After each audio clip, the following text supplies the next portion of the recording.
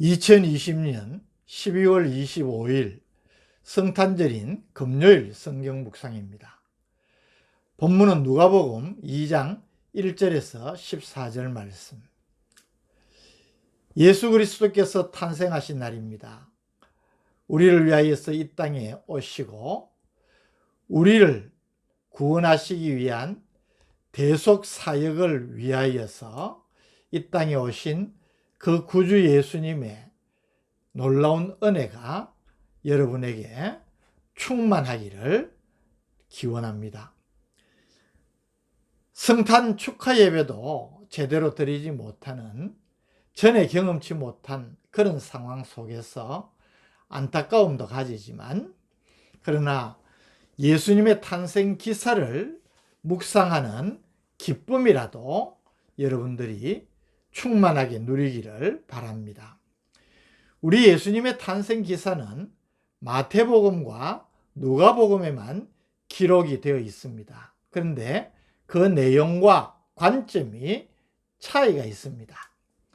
마태는 예수님의 탄생 기사와 관련해서 아브라함과 다윗 왕가의 족보를 소개하고, 또 동방의 박사들의 경배를 받으신 일, 헤롯의 살해 음모를 피해서 애굽으로 피신하셨던 내용 등을 기록으로 보여줍니다.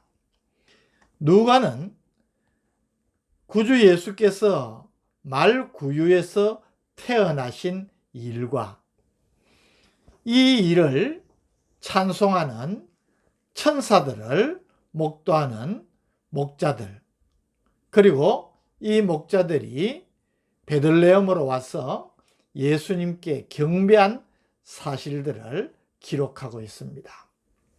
마태는 만왕의 왕으로 오신 예수님을 강조하는 측면이 있고, 반면에 누가는 성자 하나님이셨던 예수님께서 낮고 천한 자리에 우리 인간의 모습으로 오신 인자의 사역을 강조하는 점이 다릅니다.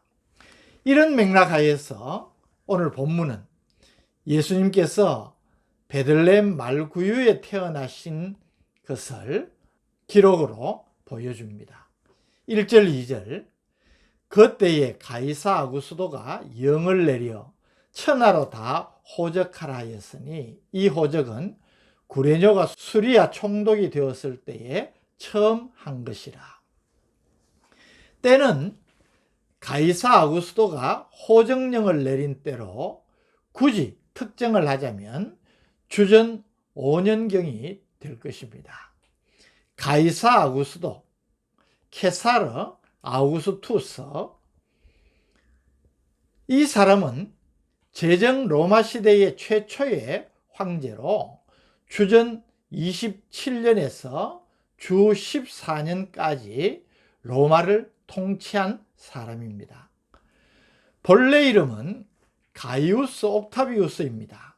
그런데 외정조인 율리우스 케사르의 양자가 된 후에 이름을 가이우스 율리우스 케사르로 개명을 했다가 로마 원로원에 의해서 숭고한 자, 존귀한 자라는 의미의 아우구스투스로 불리었고, 이후에 이 이름은 황제의 칭호가 되어서 그 이후 황제들도 이 이름을 사용을 하였습니다. 이 로마 황제 아구스도가 호정령을 내렸고, 이 호정령은 목적이 세금 징수에 있었음을 알 수가 있습니다. 이 호정령에 따라서 요셉도 고향으로 호적을 하러 갈 수밖에 없었습니다. 3절에서 5절, 모든 사람이 호적하러 각각 고향으로 돌아가매 요셉도 다윗의 집 족속이므로 갈릴리 나사렛 동네에서 유대를 향하여 베들레헴이라는 다윗의 동네로 그 약혼한 마리아와 함께 호적하러 올라가니 마리아가 이미 잉태하였더라. 요셉이 다윗의 자손이라는 것은 본서 1장 26절 27절에 이미 밝히고 있습니다. 여기서 확인할 수 있는 것처럼 갈릴리 나사렛에 거주하던 요셉은 그가 다윗의 자손이었기 때문에 호적을 하기 위해서는 고향 베들레헴으로 올라갈 수밖에 없었습니다. 베들레헴이 다윗의 동네로 불려진 것은 그곳이 다윗이 나서 성장한 곳이기 때문입니다. 6절 7절 말씀, 거기 있을 그때에 해산할 날이 차서 첫 아들을 낳아 강보로 사서 구유에 뉘었으니 이는 여관에 있을 곳이 없음이라. 호적 때문에 베들레헴에 머물 때에 해산을 하게 되었습니다. 해산할 날이 차서라는 표현은 아기가 복중에서 자라는 일정한 기간이 지났다는 말로, 비록 예수님께서 초자연적으로 성령으로 잉태하셨지만 모든 출생 과정과 성장 과정은 우리와 똑같았음을 나타내는 말로 예수님의 완전한 인성을 보여줍니다. 또 첫 아들을 낳아라고 하므로 마리아가 이후 계속해서 자녀들을 낳았음을 보여줍니다. 로마 가톨릭에서는 마리아가 예수 이외에 다른 아이는 낳지 않고 동정을 지켰다고 주장하고 있는데 이 주장이 잘못된 것임을 분명하게 보여줍니다.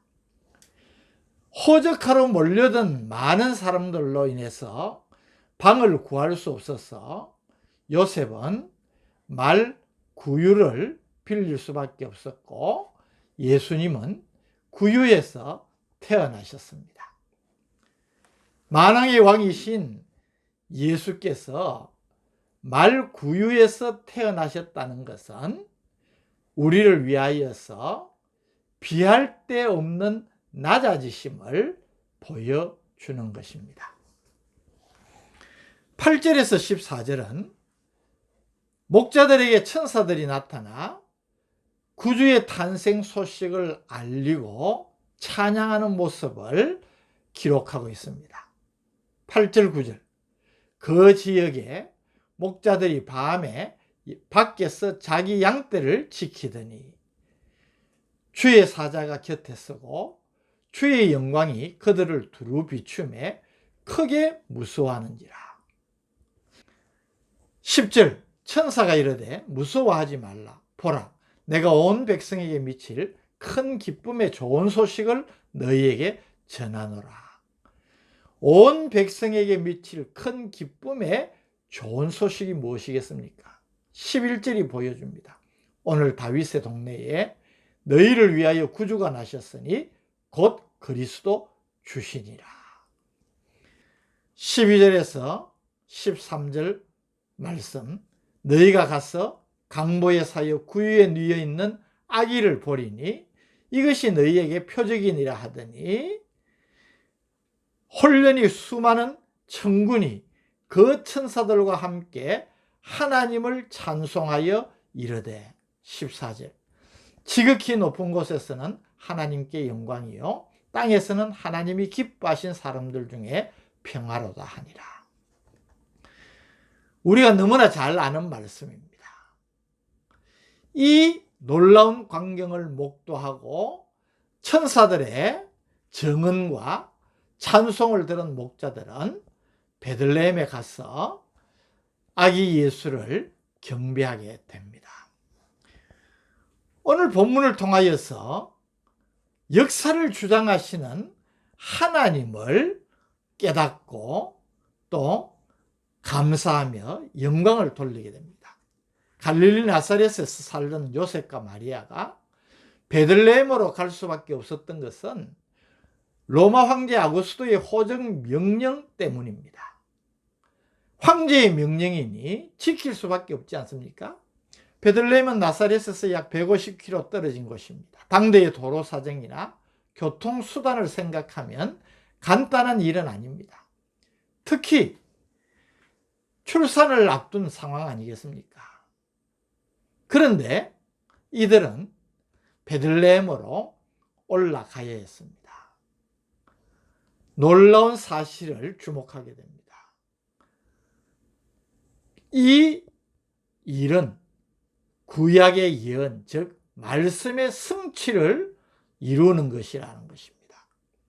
미가서 5장 2절에 미가 선지자는 베들레헴 에브라다야, 너는 유다족 속 중에 작을지라도 이스라엘을 다스릴 자가 네게서 네게로 나올 것이라. 그의 근본은 상고의 영원에 있느니라.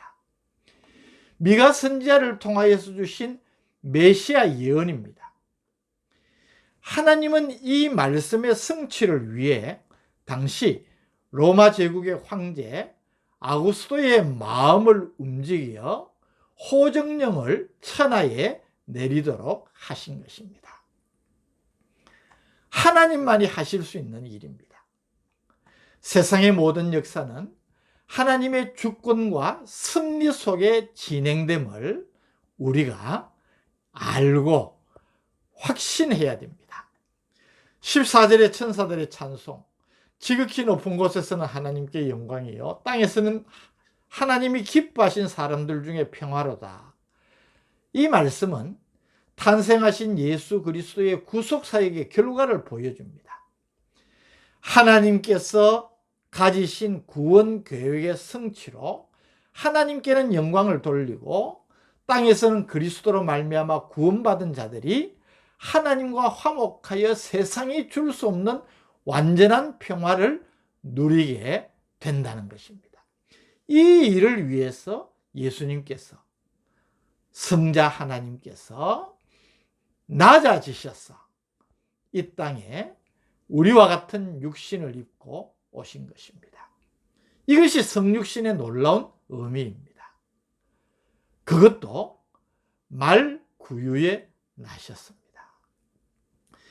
이 그리스도의 낮아지심으로 우리가 그분이 이루신 십자가의 대속의 사역으로 말미암아 그 예수님을 구주로 믿고 하나님의 자녀가 되고 하나님의 백성이 된 것입니다. 어찌 감격하지 않을 수 있겠습니까? 오늘 특별히 우리를 위하여서 예수님이 이 땅에 오셨던 성탄절을 맞으면서 이 예수님 또 하나님께서 행하신 놀라운 일을 다시 한번 마음에 새기면서 진심으로 감사하고 기뻐하고 하나님께 영광 돌리는 귀한 성도들 되시기를 주님의 이름으로 축복합니다. 이 성탄절에 우리에게 임한 놀라운 은혜와 기쁨, 사랑을 다시 한번 되새기게 해주시니 감사합니다. 이 땅에 오신 예수님의 탄생의 의미를 저희들이 마음에 깊이 새기면서 정말 큰 감격과 감사와 찬양 속에 하나님께 영광 돌리는 성탄 되게 하여 주옵소서. 예수님 이름으로 기도드립니다. 아멘.